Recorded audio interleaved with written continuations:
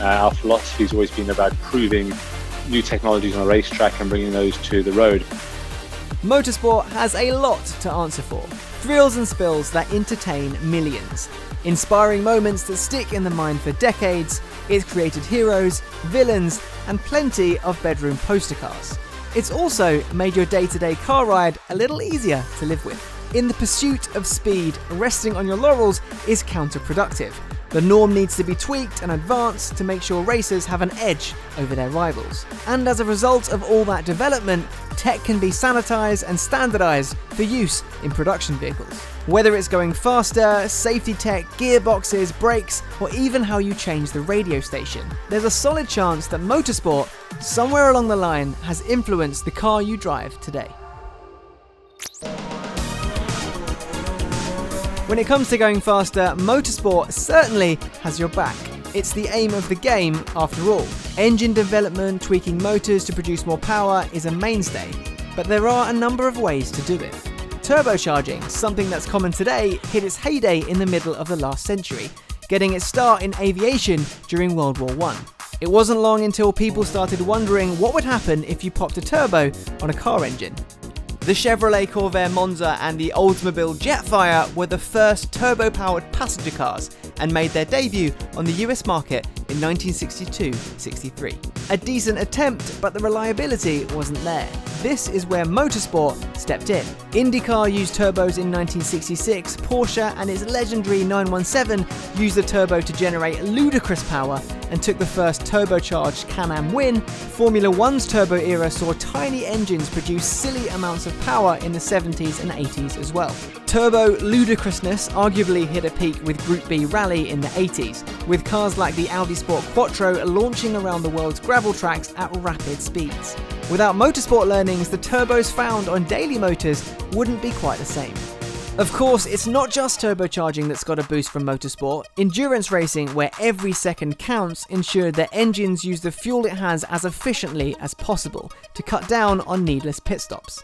Okay, fair enough, your daily car might not have a race-bred V10 on board, but turbochargers have essentially allowed cars to have more power for less weight, meaning less fuel consumption for the daily driver today. What about how the power is put down? A hugely important thing when it comes to going faster. You may be familiar with dual clutch gearboxes, two clutches working on odd and even numbered gears respectively, meaning each tug of a paddle results in an instantaneous gear shift. Dual clutch gearbox tech had been thought up just after World War II, but never worked. Porsche, however, had been experimenting with the idea since 1964, while others had developed prototypes in the early 80s. Porsche put its money where its mouth is and fitted a PDK transmission in a 956 race car in 1983. Admittedly, it didn't perform well at first try, but race cars are the perfect testbed for tech like that. It's pushed up to and beyond its limit. Thanks to use at punishing events like Le Mans, the tech could be refined and made suitable for everyday cars. Going faster is hugely important, but what happens if you go a little too fast and need to lose some of that speed, or if it all goes wrong and you have an accident? Racing is also responsible for some life-saving tech. Disc brakes have been on cars since forever. They can be big, small, made of carbon, made of iron, be vented, drilled. The story is a long one. Many have tried to create a more efficient braking system for cars in the past, but cost and reliability became an issue. They worked for big things like planes because they needed to be used hard but not often. In a car, they were too fragile, until Jaguar came along. Jag needed an edge for the race version of its XK120, the C-Type. The C-Type started off with drum brakes, but Jag's engineers wanted to go faster for longer, so along with Dunlop, Jag's team got to work. After much high-speed testing in the UK, and a live test on the fearsome 1,000-mile Mille Miglia in Italy that saw the late Sir Stirling Moss and the late legendary Jaguar test driver Norman Dewis surprise more powerful competitors by being able to outbrake them. The discs were deemed fit for purpose and took Jaguar to a Le Mans win in 1953. The first mass-produced car to use them, though, was 1955's Citroën DS. Due to this key milestone in racing development, cars of today are able to stop quicker, reliably, and more importantly, they are crucial in avoiding accidents and keeping us safe. If a crash is unavoidable, safety structures themselves are essential. Safety tech is crucial in motorsport. Drivers going hell for leather need to be kept safe in the event of a crash. Race cars also need to be as light as possible, which is why today they're made of carbon fibre. Strong enough to keep occupants safe in an accident, but light enough to keep the cars competitive. Now, the best way to keep a car strong is to have the bulk of it made from one piece, a monocoque. That means the chassis of the car is a single part, with the rest bolted on board. The first race car to do this was the Lotus 25 in 1962. It gave an obvious weight advantage and, being a Lotus, handling too. The monocoque technique was quickly adopted. It wasn't until 1981 when McLaren brought out its MP4-1 that carbon fibre monocoques came to be. From there, carbon fibre became the go-to for race cars. If you want to see just how strong this stuff is, check out this crash in the first ever Formula E race between Nick Heidfeld and Nico Prost. And they're both off! And that's an accident for Nick Heidfeld! Despite the car smashing into a million pieces as it hits the wall, the driver is kept safe. As the tech developed, its use in road cars became more prevalent as well. Cars like the Ferrari F40 and McLaren F1 used it extensively. The thing is, it's expensive to make, mould and fix, so it tends to live on higher end cars.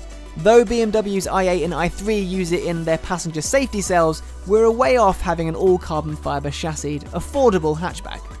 But things like crumple zones and safety cell tech has all been developed and refined by motorsport. When the weather gets nasty, having all-wheel drive can be a godsend. Water, snow, mud, other nasties can make a two-wheel drive car a little tricky in extreme conditions. While four-wheel drive has been around since the latter 1800s, it was more of a novelty for production cars, being mostly reserved for military and agricultural vehicles. In the 80s though, Audi used it to give its rally cars an edge in competition. During winter testing in Finland, Audi chassis engineer Jörg Bensinger noted that a VW Iltis used by the West German army could outperform Audi's performance models. He suggested developing an all-wheel drive system for road cars, one that was showcased in the Audi Sport Quattro S1. And it was hugely successful, giving Audi legendary status in the rally world, and giving its road cars a decent USP. Nowadays, pretty much every car gives you access to a heap of functions direct from the steering wheel. Need to change track, pick up the phone, switch driving mode, there's likely a button for you to press to make it happen. While car manufacturers have been experimenting for years in road cars, race cars are where the tech's been kicking off in earnest. Since the turn of the century, Porsche's been refining how its race car steering wheels can make life easier for drivers. At first, in 2001, its racers got a radio button, and from there the functionality grew. Pit speed limiters, settings for yellow flags, wiper controls, you name it. They're complicated bits of kit.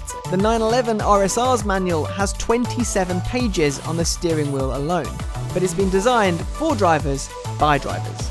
Of course, having controls within easy reach is a huge advantage on the road as well as the track. You may not need to adjust the traction mix on the fly, but switching the driving mode from normal to sport without having to take your eyes off the road is a good thing. Slicing through the air efficiently means cars can go faster and use less fuel. This in racing is an obvious advantage. Race cars need to be as efficient as possible when it comes to movement. This means that advanced aerodynamics come into play. Vents to relieve pressure from the wheels, wells to cool engines and brakes have all made it from race to road cars. Spoilers to reduce lift and actively push cars down on the road are great for an extra few milliseconds a lap. They make your road car go a little quicker as well as keeping it stable and planted at speed, crucial for safety. Motorsport is constantly looking to develop tech to go faster and be smarter about it. While internal combustion development continues to find ways to go faster while using less fuel, the electric world is pushing hard not only to go faster, but to recharge faster as well. In Formula E, when a driver lifts off the accelerator, the electric motor spins in reverse, effectively becoming a generator and recharging the batteries. This has the added benefit of slowing the car down, meaning less wear and tear on the brakes. These innovations are also integrated into electric road cars, meaning we can all drive further on a charge and replace our brake pads and discs far less frequently than on an internal combustion engine car. Formula E itself constantly gathers data to feed back to road car development. The extreme situations batteries and powertrains are put in are invaluable to learn what they're capable of. The reason road cars are tested around tracks like the Nürburgring is that in the space of a few laps, the stresses repeatedly put on components in such a short space of time show how they'll react over hundreds of miles of regular driving. as cars and as technology evolves, we can actually do, once you've finalized your hardware in Formula E, you can't change it. So we develop the car through software. That's very relevant for production cars as well, because once cars are out in the road, you can almost continue to refine and improve and make gains in efficiency that you can pass on to the consumer. In December last year, we introduced an increase to our existing Jaguar I-Pace owners, which enabled up to a further 20 kilometers in range. That was through our learnings in Formula E. Further down the line, we may well be taking to the skies as well as the road. Thankfully, there's a race series coming for that too. Airspeeder plans to use manned electric octocopters to stage epic airborne races. So far, no manned flight has taken place, but once the series is up and running, it'll show what can be done with personalised flight. We may not be as far from a flying car as you might think. Next time you're behind the wheel, take a moment to appreciate just what's gone into making your car the way it is. Turbo power courtesy of a need for speed and efficiency, braking developed to give an advantage where previously there wasn't one, crumple zones and safety cells developed to keep drivers safe at extreme speed also exist to make sure us on the road are okay if the worst happens.